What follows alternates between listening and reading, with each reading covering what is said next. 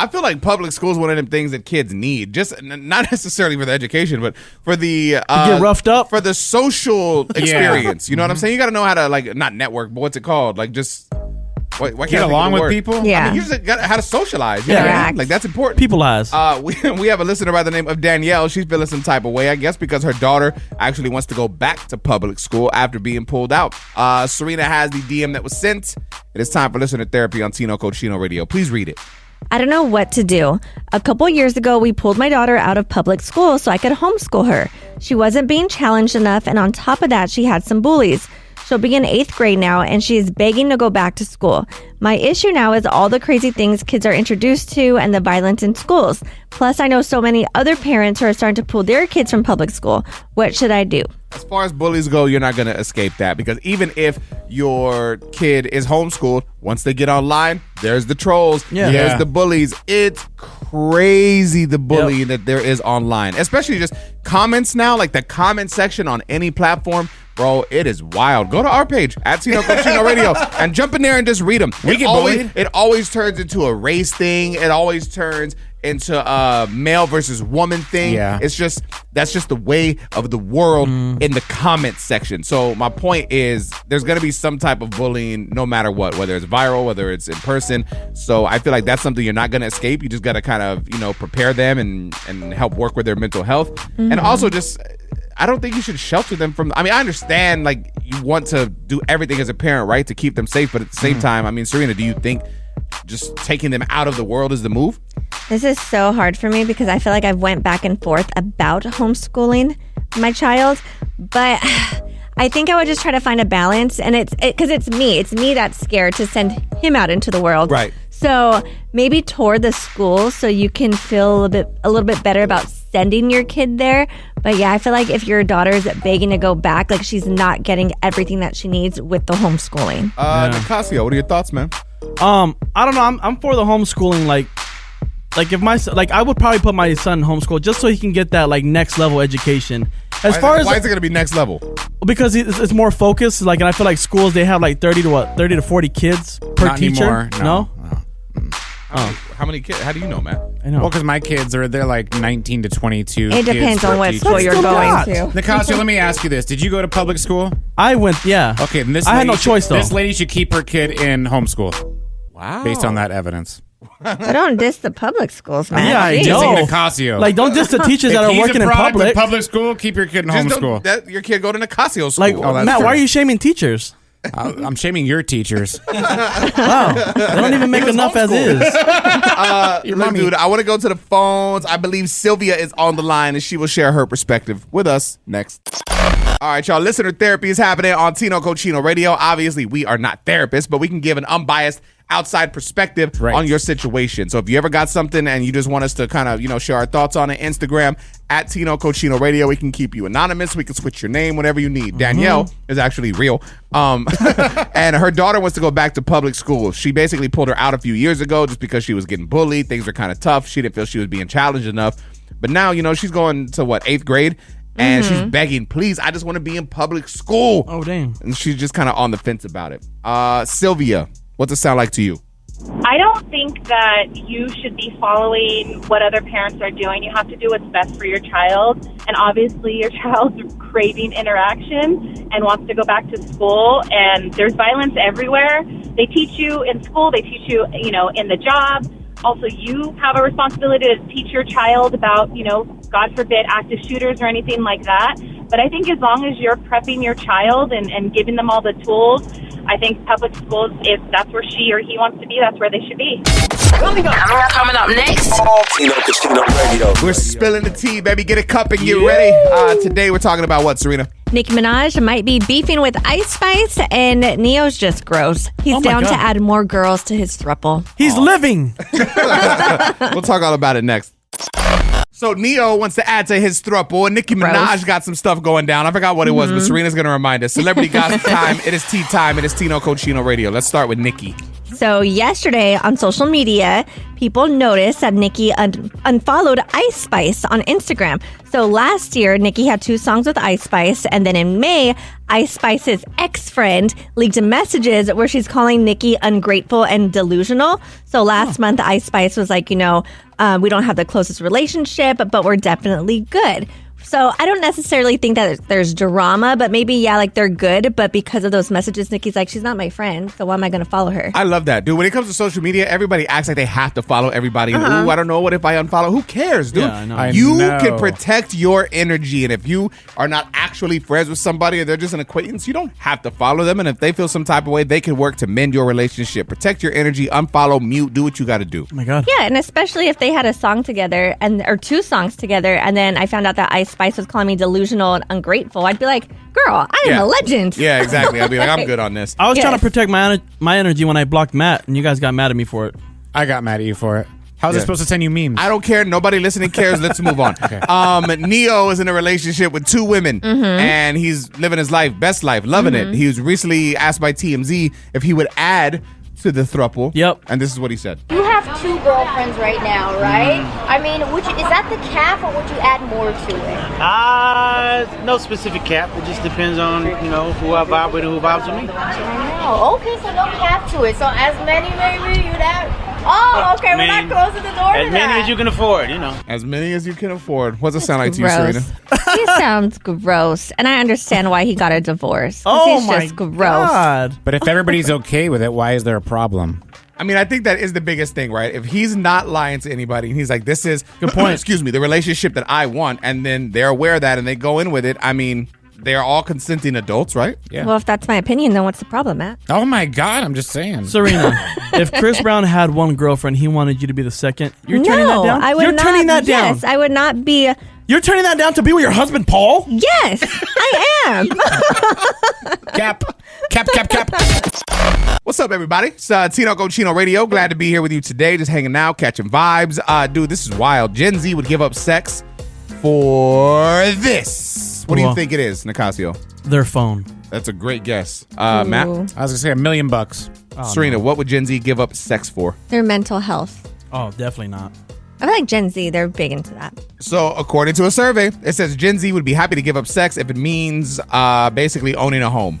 Oh, wow. Dang. That's genius. Well, that's smart. Yeah. You just got to get married, and then sex goes away, and you buy a house together. Boom. You and your wife don't hook up anymore? You every time you talk, I feel so bad for Jess. Every time you talk about it, it's just always like how miserable it is. You guys don't do anything. It's fine. I'm just saying, in general, when you get married, the sex goes down. I So think they she can have needs this. someone young, like someone young in the household. I'm younger than her.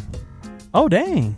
She's a cougar? I feel like she's tried, Matt. You turn her down for everything. So what does this story say, Serena? This says the majority of Gen Z adults, about 60%, worry that they might not ever own a home. And since sex is something you can kind of get anywhere, anytime, no matter what, they'd rather kind of just give that up so they could focus on having, a place that they own to lay their head and, I don't know. That is kind of sad, though, just because of how much housing costs now.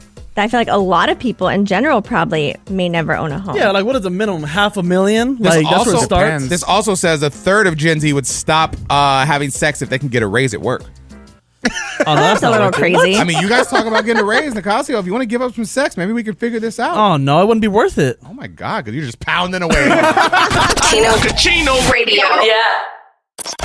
Sports, dude. Yes. Yeah. It's Tino Cochino Radio. Our producer, Matt, basically is wanting to throw his family away for fantasy football. Oh, my God, just temporarily. Sounds fun. So I've been in this fantasy league every year for about 20 years now. Same group of friends. Oh my God. And the only time I get to see them now that I have kids and a full-time job, all that stuff, is during the fantasy football draft. Happens once a year. I go all the way out there to my boy's house. We all rage. We get smoke naked. some Stiggies. We smoke some Siggies. What did I say? Stiggies. You smoke their Stiggies. Matt, that means penis. That happens later on. We play some poker and end up spending the night, right? Like it's a whole weekend thing. But this year, it happens to fall on a day where there's a couple like kids, family friends, kids' birthday parties. Then another party that like my whole family is going to. But I said I'm not going to any of that. I'm doing the fantasy football draft, and it just is what it is. I feel like where are you most happy at?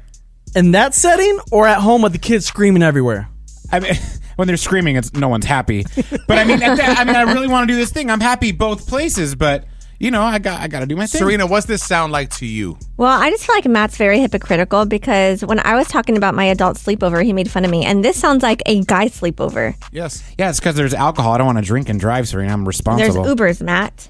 That's expensive. What's this Uber you speak of? That's like $100 Uber. I don't know, dude. I think it's funny because here's the thing. This is Tino. I'm not into sports at all. I don't care. I love basketball. And any sporting event I love going to and being there and catching a vibe, but I'm not into it to the point where I can tell you every player and know the stats and all that type of stuff. So for me, it's like a little funny because everyone's so like serious about it. Okay, but let's flip it a bit. Like, what if there was a dope ass comedy show with all some of the kings of comedy, and then you had your wife and then your kid. So you had a kid and there's a birthday party there. You're gonna want to be at that comedy show. But I would prioritize my wife over that. You say that until it happens. I'll give you a perfect example. Serena has her hand up. She has a point to prove, but just real quick, I have one to prove to Nicasio. I don't want your hand to go numb.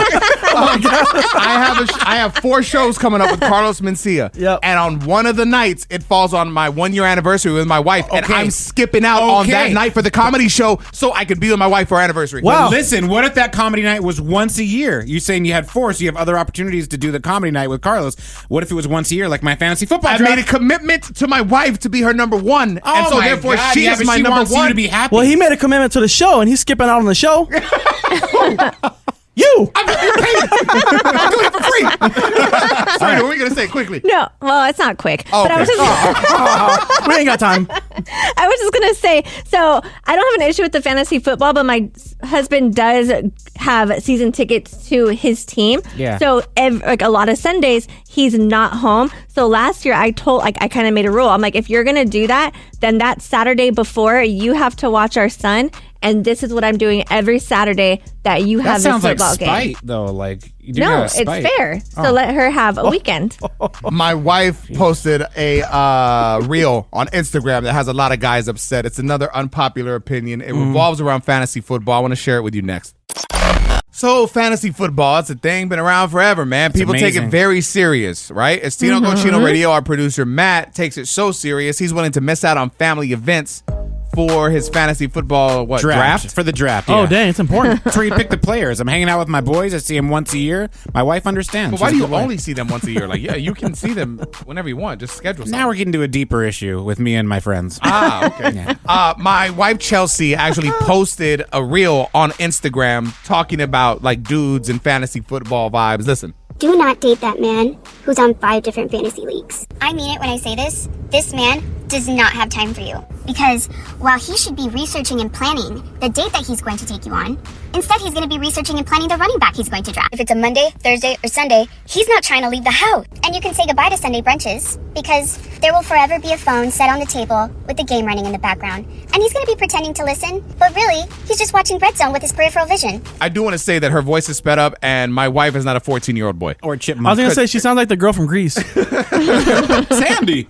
Bro, comments coming in, and it's crazy. Beauty by Alejandra Gonzalez said, my ex would literally be mad at everyone all day if his team lost. Do you relate to this? It'd be like that, yeah.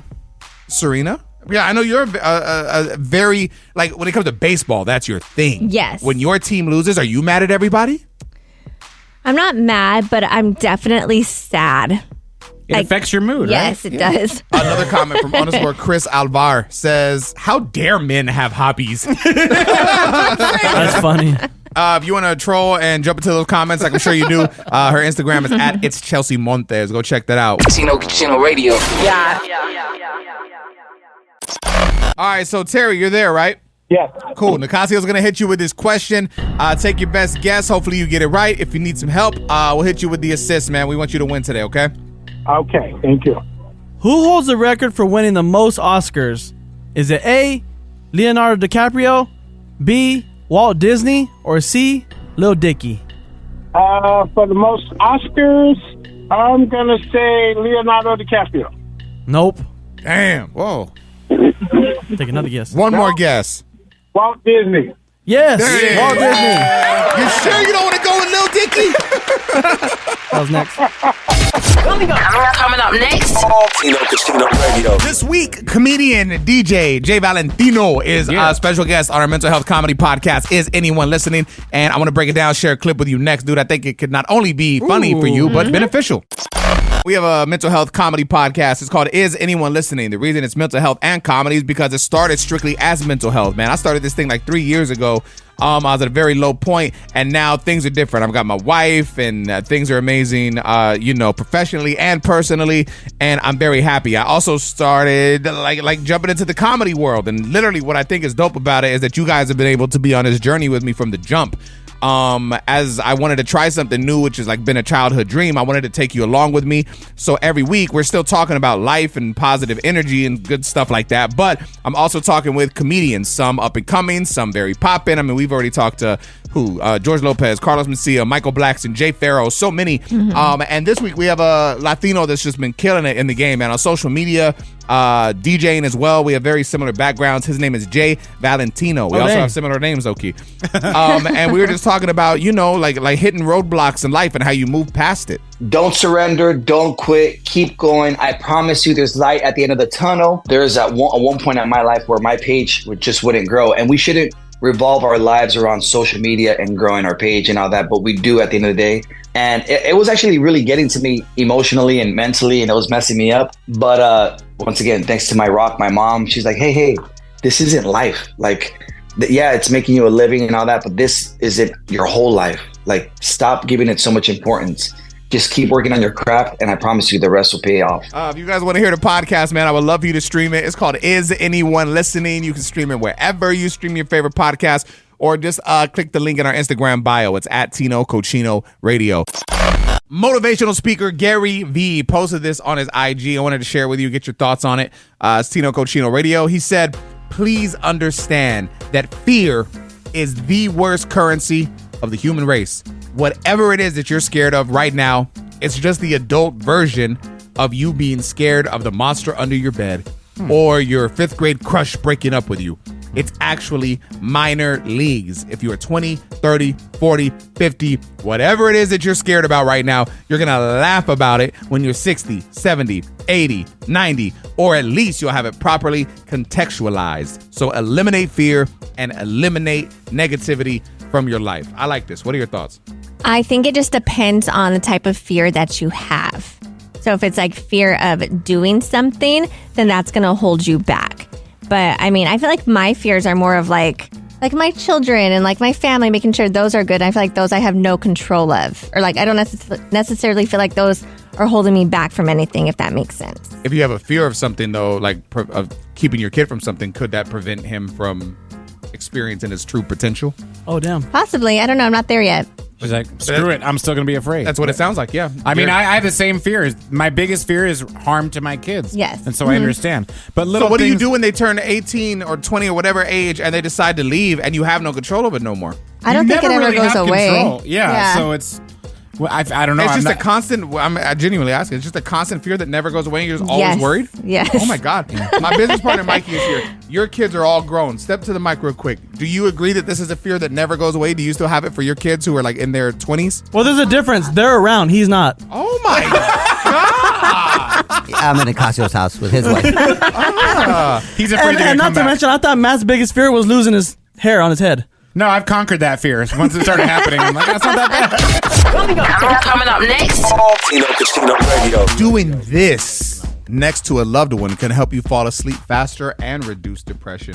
I have an idea. That's true. We'll share it with you next.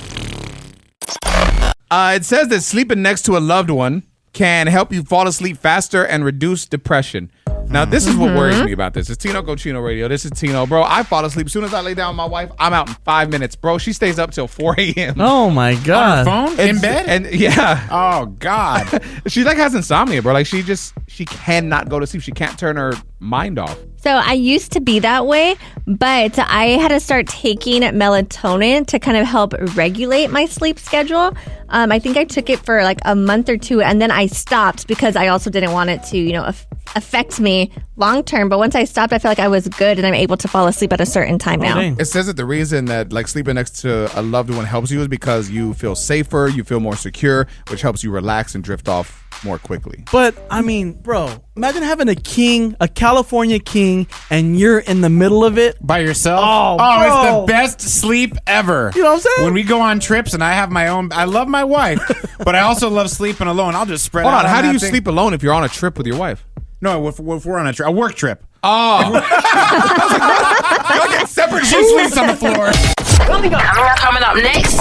Tino Casino Radio. 5 things you thought was bad behavior, but is actually signs of emotional intelligence in your child. We're going to have our producer, Matt, share them with us next. All right, so 5 things you thought was bad behavior, but is actually signs of emotional intelligence in your child. It's Tino Cochino Radio. Our producer, Matt, has it. And my kids do all these, so I guess I have really intelligent kids. I thought they were just assholes. Just do it. Let's see. Okay, number 1, arguing. Children argue because they are developing critical thinking and problem-solving skills. Interesting. Okay. Number 2. Tantrums. Tantrums are often a child's way of expressing intense emotions that they don't yet have the words for. I'm already laughing because these are all going to be bad. And Matt's like, my kids do all of these. They're so smart. And it's like, no. Number 3. Defiance. Defiance can be a sign of a child's growing sense of autonomy and assertiveness. This is my oldest kid's number 1 trait. He just fights me on everything. I'm So proud. at what point is this no longer emotional intelligence and just like being rude? I think it's all emotional intelligence. Number At 4. what point though? Oh my God. I have no idea. Age? I'm not what am I, a psychologist? 4.